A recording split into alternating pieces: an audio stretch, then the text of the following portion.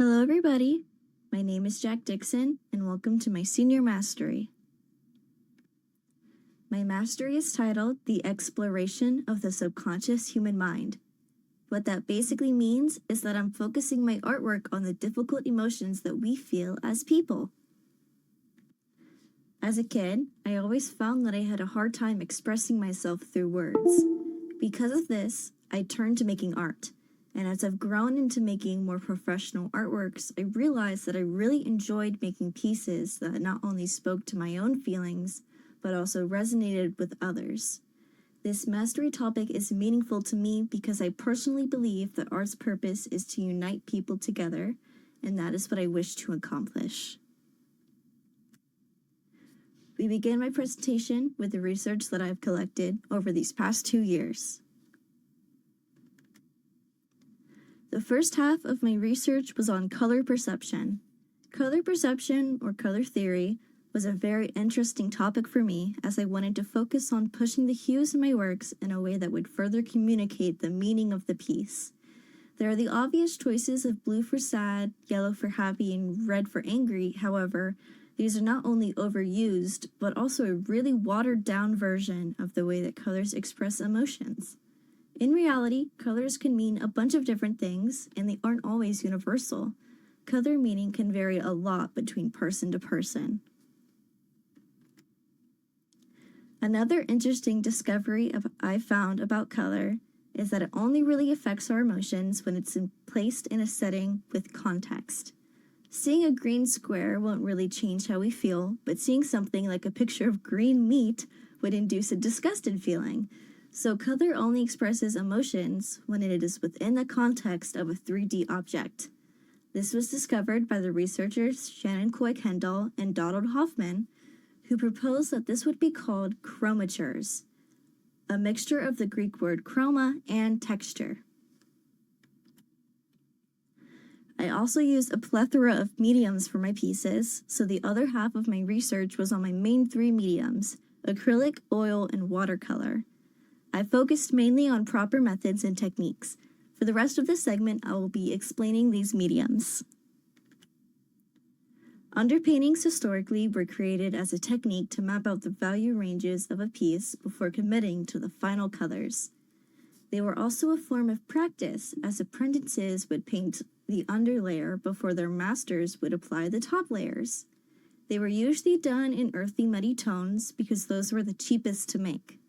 Today, we artists use this technique for similar purposes.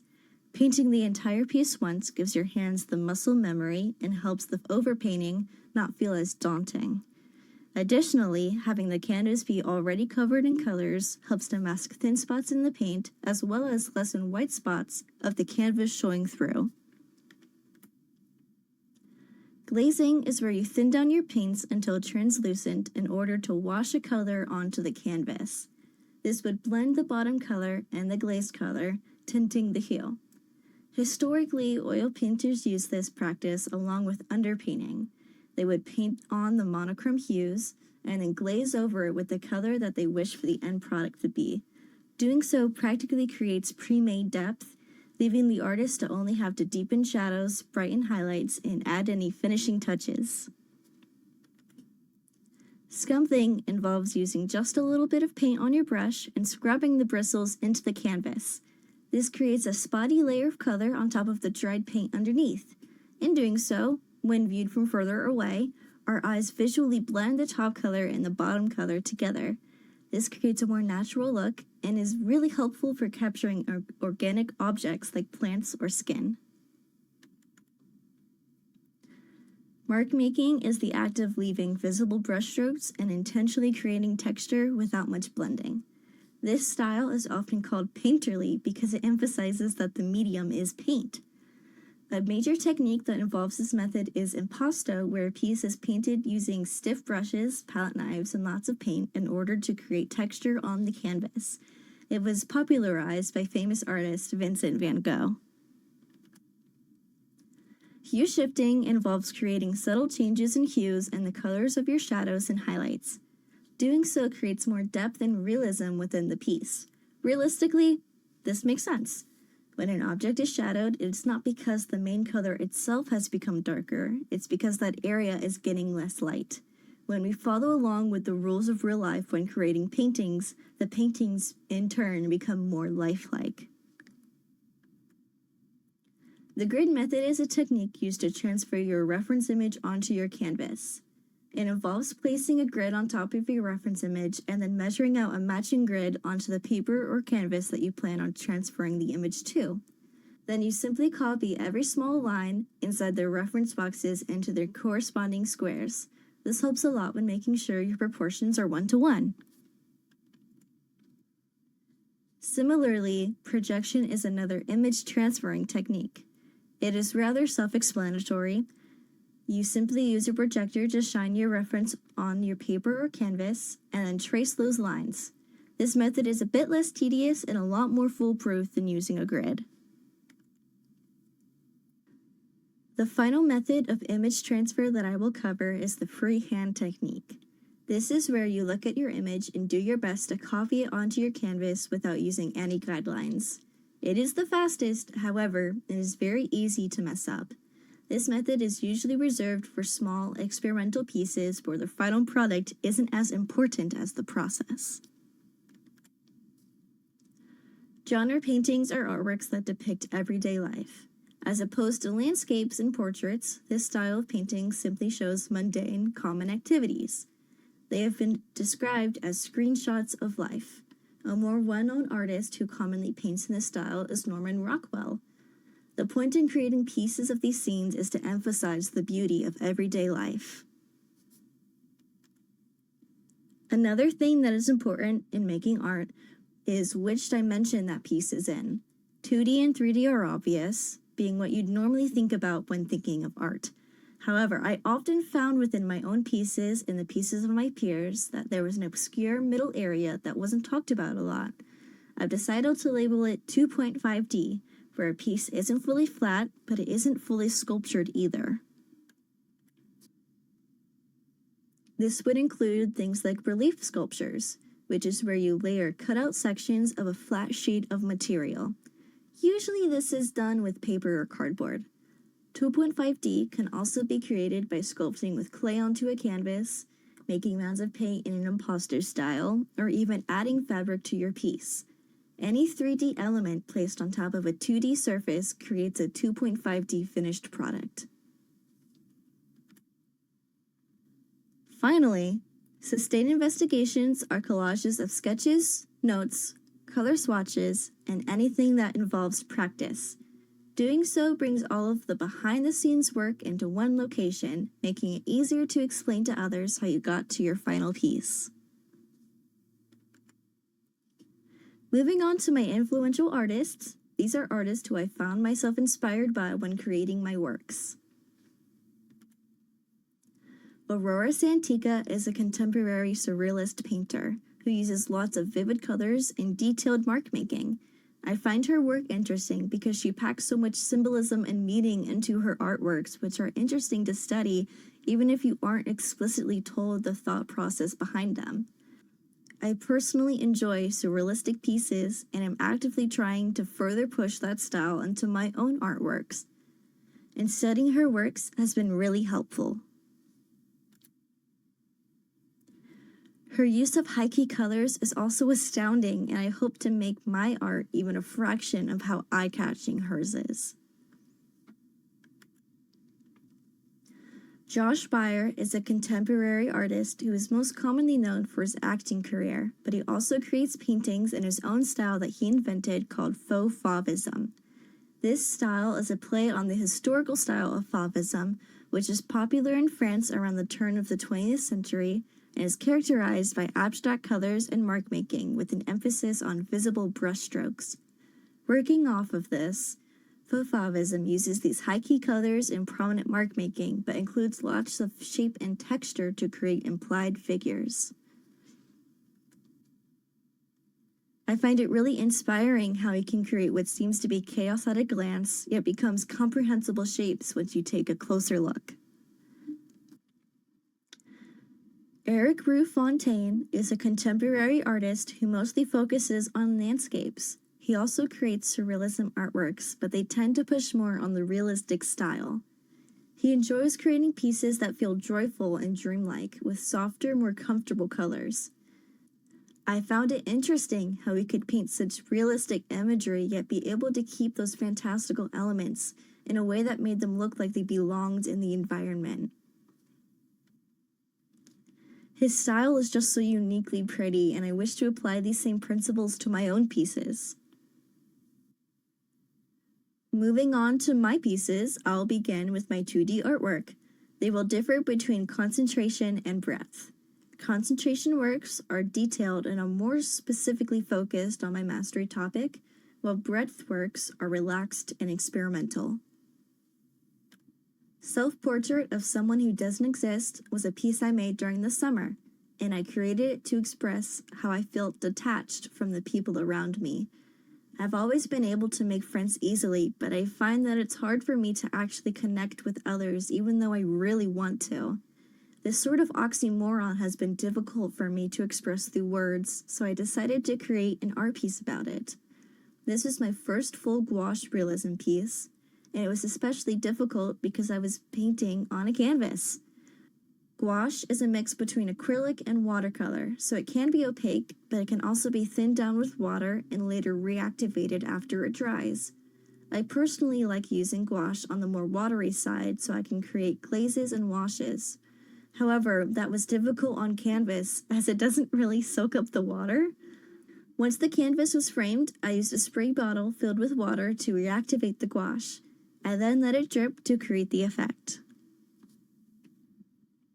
Surrender is a piece that I completed within my junior year.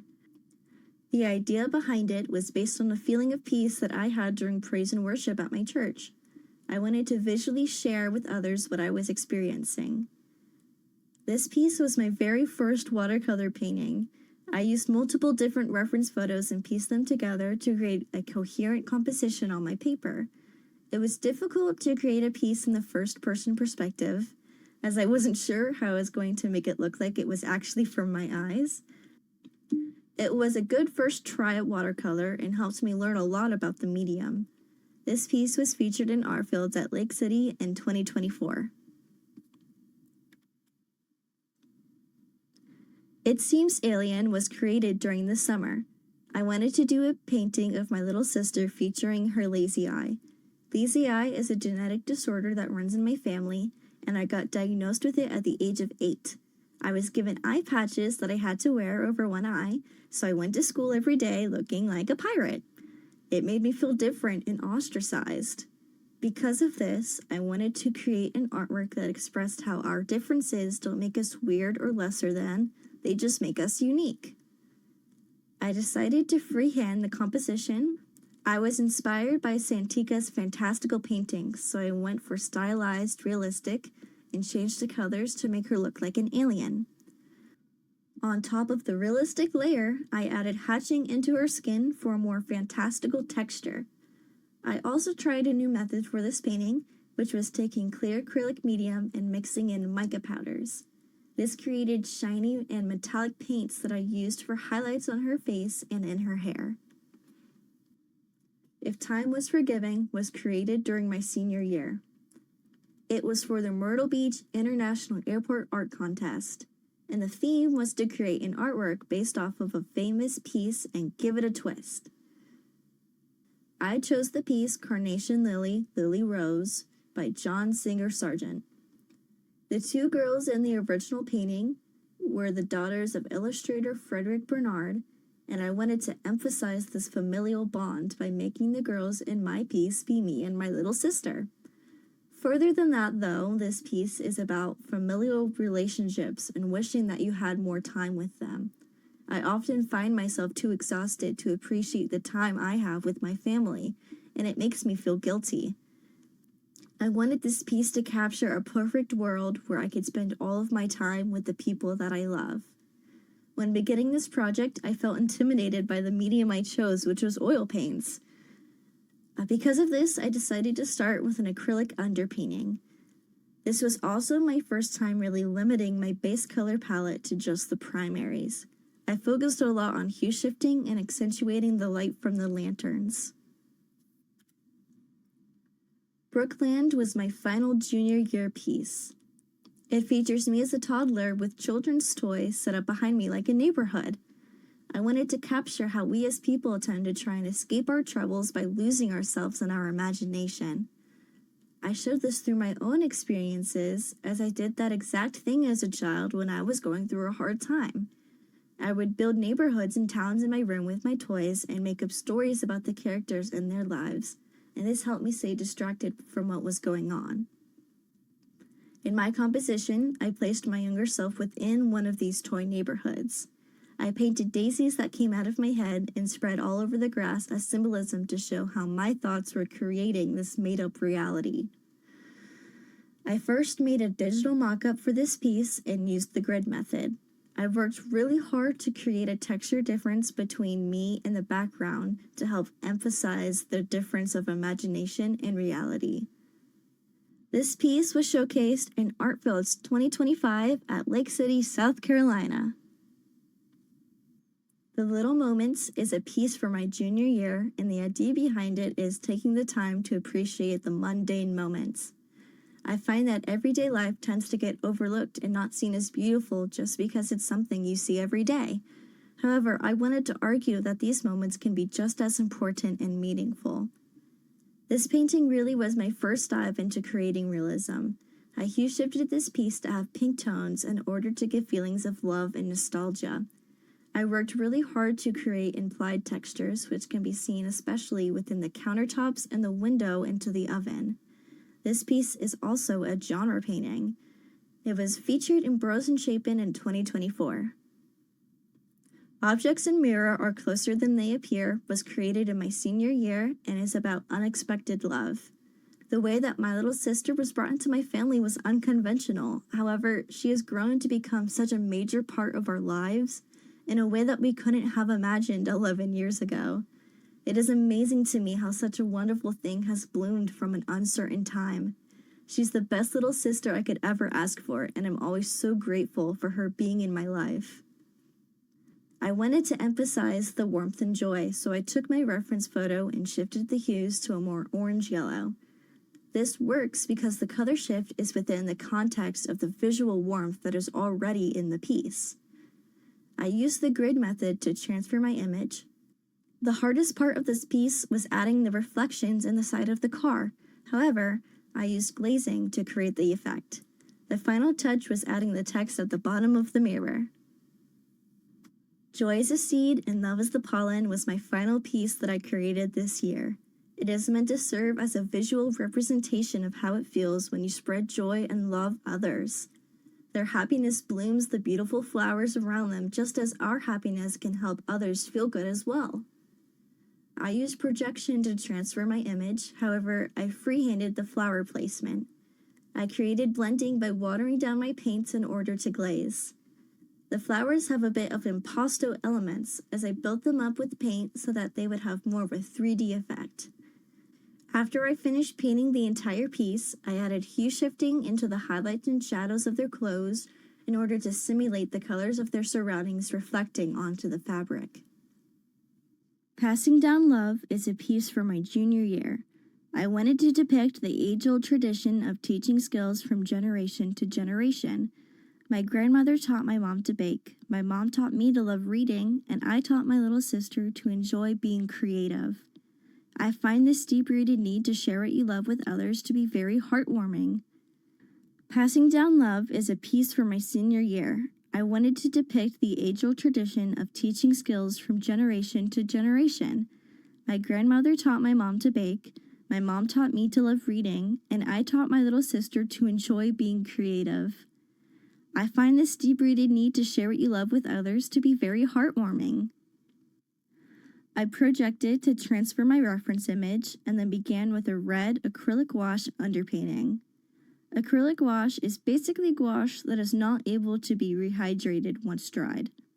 Using this medium was very important to my final piece because I wanted to simulate the historical method of glazing the base colors over your underpainting. If I had used normal watercolor or gouache, The top layers would have picked up the underpainting beneath and made my colors all muddy. I focused a lot on adding hue shifting to create depth. This piece is also a genre painting. It was displayed in Burroughs and Chapin 2025. This is my sustained investigation for the painting.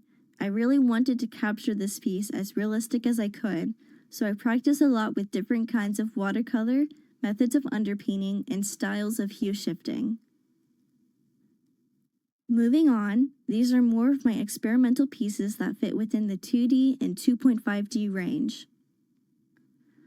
Pumpkin Patch is a breathwork that I created in my senior year.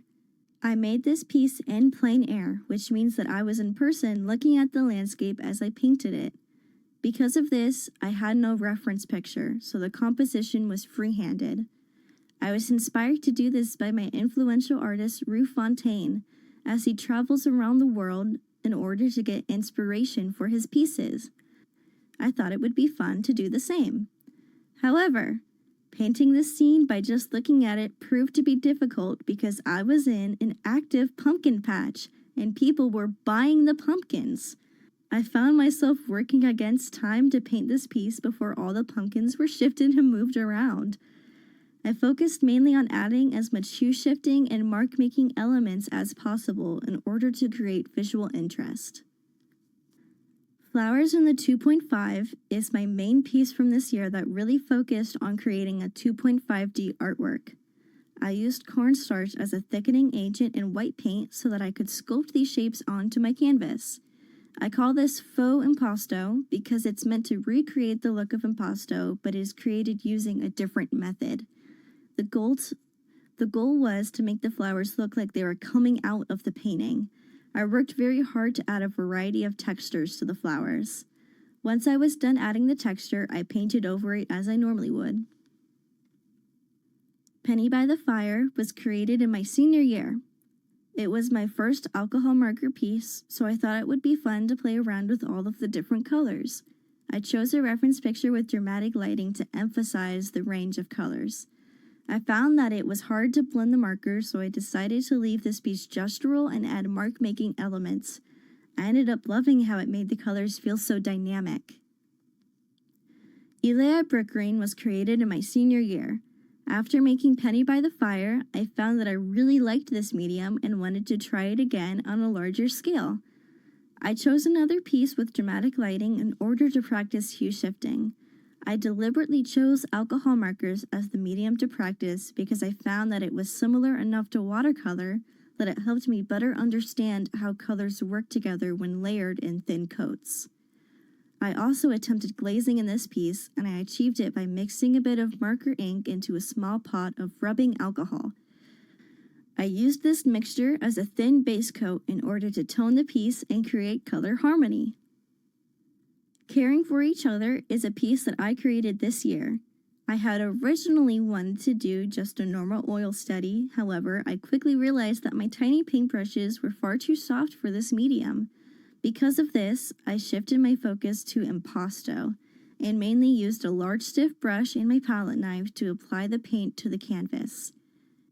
In order to get into the really small details, I used a spiky clay tool to manipulate the paint to lay how I wanted it to.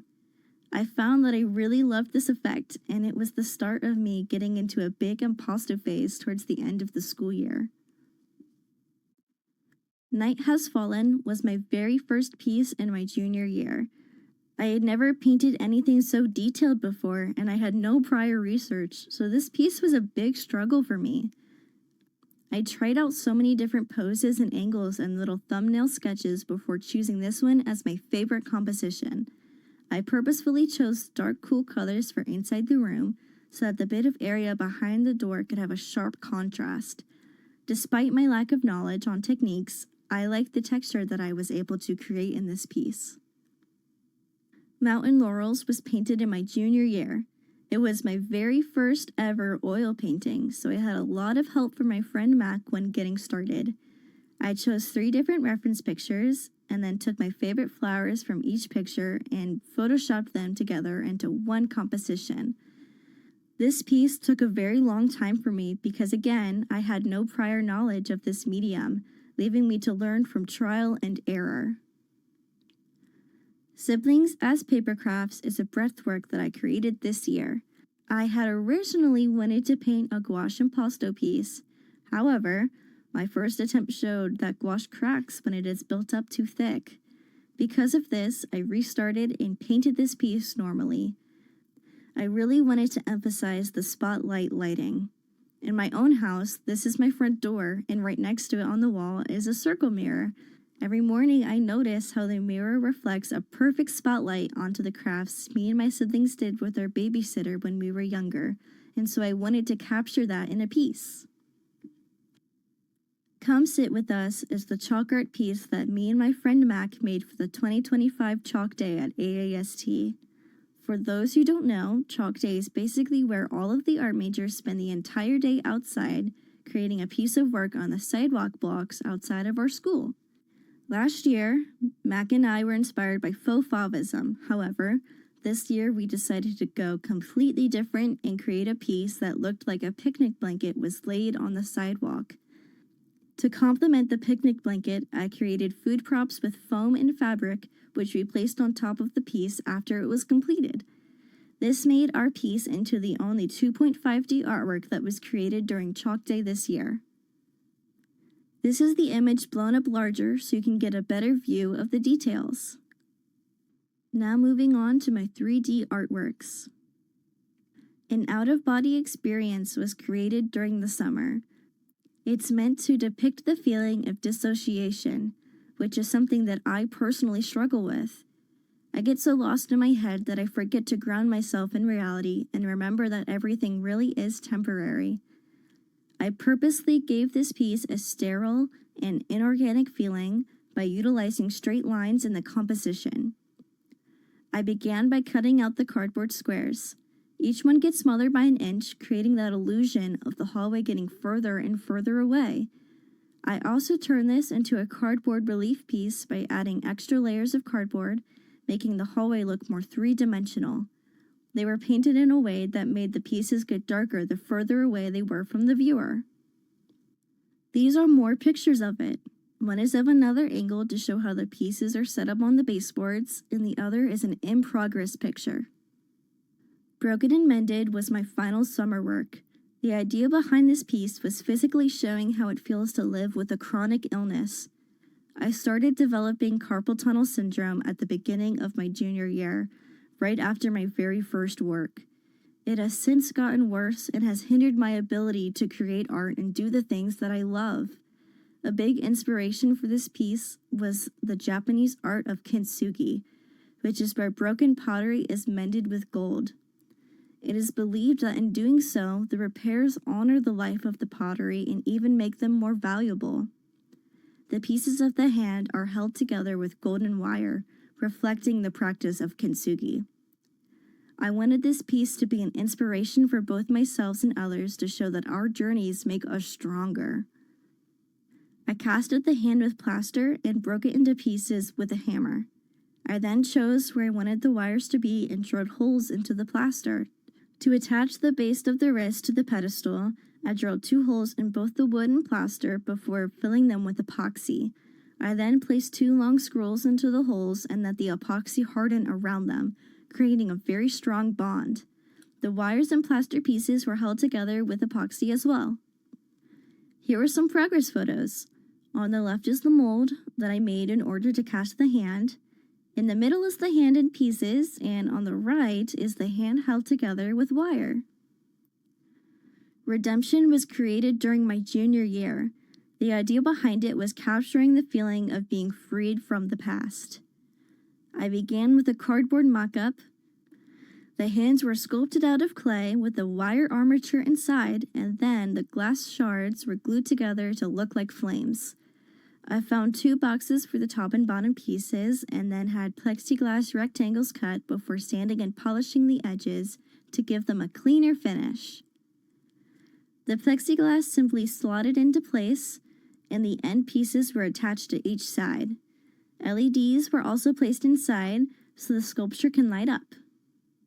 Here is a picture of the diorama lit up and the cardboard mock-up that I created in the process.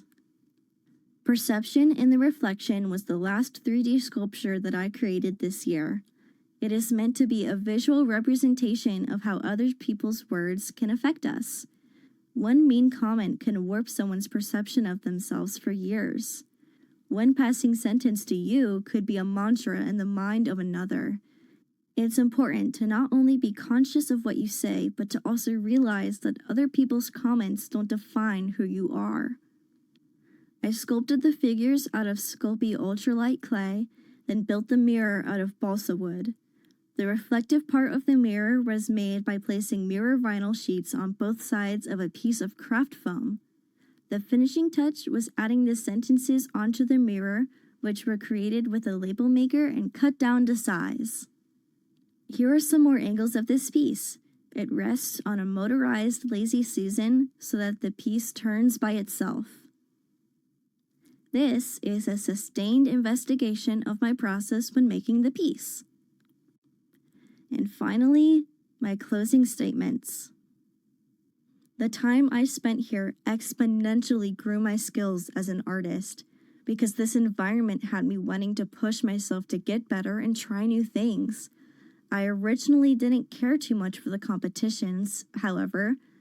Submitting artworks and going to the art galleries was so inspiring.